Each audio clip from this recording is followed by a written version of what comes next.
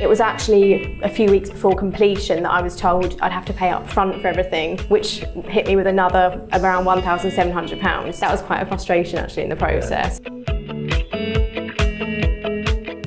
Have you got a nice long lease? Are you satisfied? Is your solicitor satisfied with all of that? Yes, so all of that was fine. I believe my lease is 999 years, so I think it'll be okay. It's about control of ground rents and service charges and that kind of thing, which is, there's always a little bit of unknown with a new build because you don't know how much the block is going to cost to maintain and look after, and I guess you still won't know that at this point. No, that was one frustration that I actually had in terms of the ground rent and service charge. So when I was reserving my property, they couldn't actually confirm to me if I'd have to pay them fees up front for the year. It was actually a few weeks before completion that I was told I'd have to pay up front for everything, which hit me with another around £1,700. So that was quite a frustration actually in the process. It wasn't all straightforward. No, that was a low that's the one thing. That was a low moment. But what would you say the kind of most frustrating part of the whole process was for you? Although, you're the first time buyer, you'd not done it before. You openly admit you didn't know much about it as you went into it. What did you find the hardest?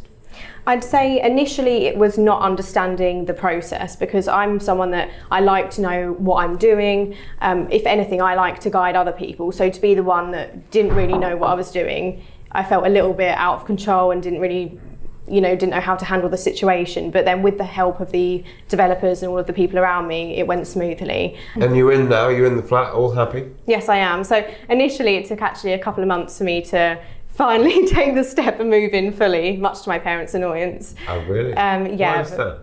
I think it was just a big step from going to, being in your family home to then moving out and being by yourself, being completely independent. It took a little push, but yeah, I'm completely settled, happy now, and it's... So you'd actually bought the flat, but was sort of slightly on the back foot. I was, which is surprising, isn't it? And I didn't think I'd feel that way, but... Is that interesting?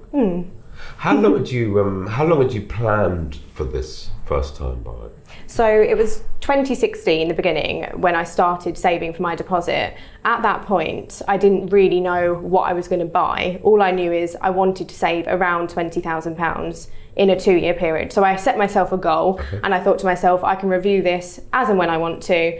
But when I hit 20, that's going to be the point when I start looking for a property. Yeah. And I did hit that saving goal. And then, so beginning of 2018 is when I started looking. So in 2 years, you'd saved 20 grand, which is fantastic. You were living at home, so not having to pay rent and all that kind of thing.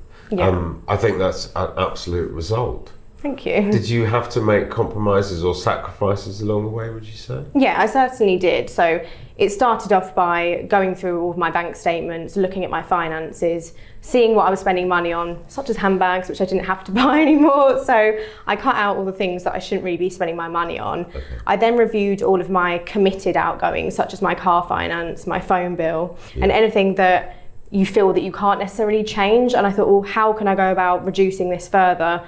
So then I went to review my car, downgraded, if you like, found something a lot cheaper. That then freed up a lot of money each month as well. Yeah. And then all of that went into my savings pot. Fantastic. Well done, you. And are many of your friends going through similar experiences? Are people saving? Are people still planning to buy? Yeah, so one of my best friends has recently completed on her first house. She actually got a 3-bed house, but it's not a new build. So it's slightly cheaper, because you do find you pay a premium for new build. And then another one of my friends recently completed on the shared ownership scheme as well, and she's owning 25% of the property. All of my other friends are in the process of saving at the moment. Okay. So there is still, from your kind of generation, your age group, you feel there is still an impetus to buy property? Definitely, yes. Fantastic.